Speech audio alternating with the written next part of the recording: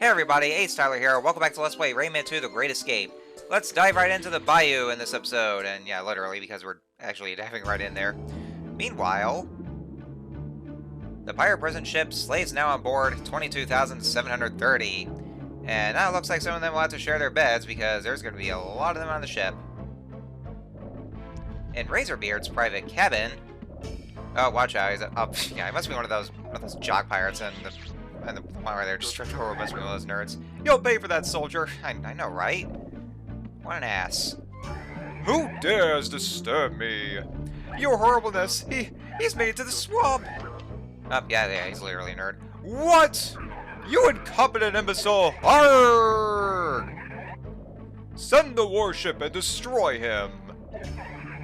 He mustn't get his grubby hands on the four masks. Oh, God! He just ate a yellow lum. Son of a bitch! Well, ladies and gentlemen, now our total number of the lums we have to get is 999. Goddamn. Well, so much for 100%. I'll just be 99%. Unless... well, we'll figure it out later. Anyways, here we are at the bayou. First thing we want to do first, here you can win life force and power. And you have enough lumps to go there. So yeah, you want to go over this way first, though. I mean, it's actually, well, I want to say optional, but there are lums in there anyway, so we're going to want to go in there.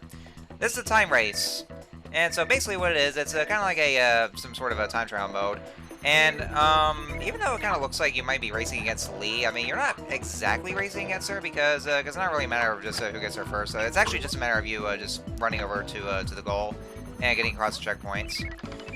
So that's basically what it is. You just go across there, and then yeah, like I said, there's lums there, so that's why I wanted to go over there just so that way there we can get those lums. All for the sake of 100% completion. There are checkpoints, of course, and each time you go across the checkpoint, then you'll be able to increase the time. But that's actually mainly what you want to watch for, and also the obstacles. That's another thing because I just fell out there trying to get that lum. I mean, honestly though, in this Let's Play, you'll probably see me fucking up a lot. That's only because I was trying to get that one yellow lum, and I kind of missed it. So I was trying to get that one, so I ended up having to. Well, you know, sometimes some sacrifices have to be made for this. So. But yeah, that's basically what this entails. Is that yeah, just watch over the obstacles, and you also want to keep an eye on your timer right there. If it goes down to 0, then well, oh yeah, that's right. Yeah, I remember. You actually restart from the very beginning and not from the checkpoint itself. That's actually what happens to me later in this trial here. And I think that's basically what you do. Like, I think that's basically what Lee is for. Is that you actually just follow her all the way over to the end goal. So I mean, it kind of seems like racing, but you're just going after her, basically. It's like, you know, it's almost like, oh yeah, timeout. Yeah, that's how I kind of fucked up there. So yeah, I just have to go chase right tail. Oh, you know, you see what I did? So it's like, you know, because we have, you know, I see you start to chasing tail, and then Lee literally has tail. So like, we're literally chasing tail. Anyway.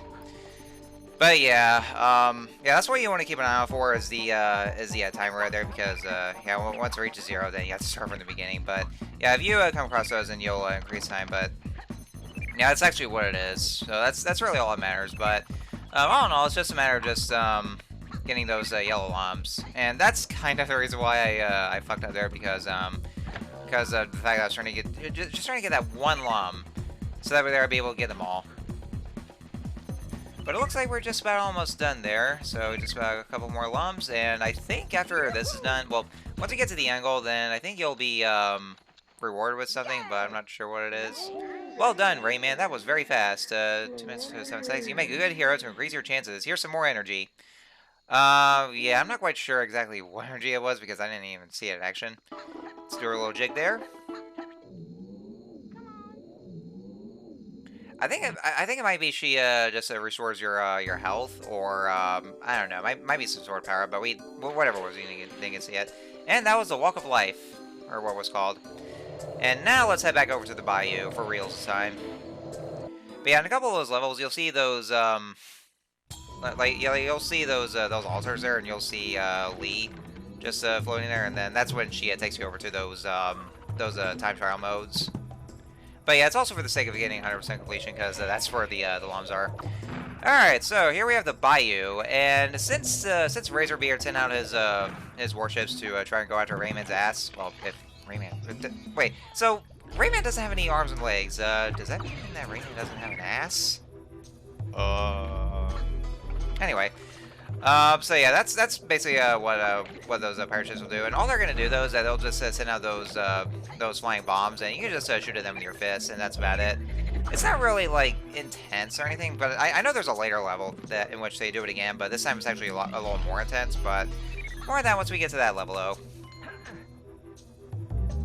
And yeah, this is actually where these even though this is basically like the third level in this game, this is actually where it's going to take a bit of precision platforming. Because what they're also going to do, what the ship is also going to do is that they're going to go ahead and, well, actually, no, that's not what they're doing. I think it's because those piers are rickety. I thought they would just send their, oh, wait, never mind, that's what they do. Okay, I just saw it there. Yeah, they'll shoot their bombs down, and then they'll hit those piers, and then that's how they collapse. That's literally like all they do, really, is just either send the bombs or just try to impede Rayman's progress just by using them, or just by attacking those obstacles. And we got another pirate here. All right, dude, put him up. Put him up. Yeah, I guess most people agree upon that the combat in this game probably is a little bit underwhelming because, like, literally all I do. Oh yeah, watch. I actually struggle a bit here with trying to go through this barrel. Honestly, though, since playing this game, I mean, the game is still a fantastic one, but one thing I didn't quite get used to is part of the control because it kind of seems a little jumpy. I mean, it's not terrible in a way, but I kind of feel like that Rayman's control kind of gets a little jumpy. But I think it's because mainly because of the fact that I haven't played this game in so long, and yeah, I had to get that lump there, so of course I'm gonna have to fall into that poisonous river, but. But yeah, I haven't played this game in so long, and so I haven't really gotten much used to the control. I was more used to the smoother control. I guess mainly because I've been playing the newer games. Well, the ones that released on the Nintendo Switch, like any of the new games coming out. So and they usually do have smoother control, but this one I'm not quite so much used to. So I guess it could be like, I don't know, muscle memory or something like that. But having to deal with this right there, then yeah, this level here is gonna take a lot of precision platforming. Because of all these narrow pathways and some smaller platforms, so that's also what you want to watch out for, or else you would, unless you want to follow your death like that there. Well, just as a matter of having to get those lumps, especially if we're doing the 100% completion. But yeah, that's pretty much. I guess that's pretty much the reason why it's just. And yeah, I do apologize for that too. I didn't even see that purple llama that was there. So yeah, my apologies for my poor playing skills, but that's mainly because I haven't played this game in a long time, and so it's gonna take some getting used to for me. I guess I've gotten a little rusty with this game here. That might be what it is. But yeah, that's why it's kind of tends to get a little jumpy with the controls. Not to mention, though, with having to deal with the N64 controller, because, like I was saying before, the Nintendo 64 controller did not age well at all. I mean, even though the N64 is without a doubt one of my favorite Nintendo console, because it's a console that I grew up with. It's my childhood, but the controller though, just having to get those hands close together with a way to handle the control, because it's like a three-handle controller, and just using the control stick with that though, then yeah, and also the control stick isn't really not as sensitive. So yeah, that's another thing. It didn't really age well. That's a lot to deal with. I guess it wouldn't apply so much with the other versions, like in the Dreamcast or the PlayStation versions, because since they have a little smoother control and a little more sensitivity of that. And another thing to deal with in this level is not only with precision platforming, but also with a fixed camera angle. That's another issue with this one. Oh, I never really got to finish the rest of the differences with the other versions, because, let's see, so far I already, yeah, sometimes I'll do that. Sometimes, I mean, but no, what was I saying? I already did that. Let's see, I think I left off from the, I think it was the PS1 version, yeah. Like I was saying, the PS1 version kind of sucks. Like, not only does it manage to look worse than the other versions, presentation-wise, but yeah, there's much less content. There's like Well, like I said, there's instead of 1,000 world, actually no, in this case 999. Because that motherfucker ate the yellow lump. But anyway, yeah, instead of that, there's 800 lumps to collect, and yeah, I keep getting squished there. Goddamn.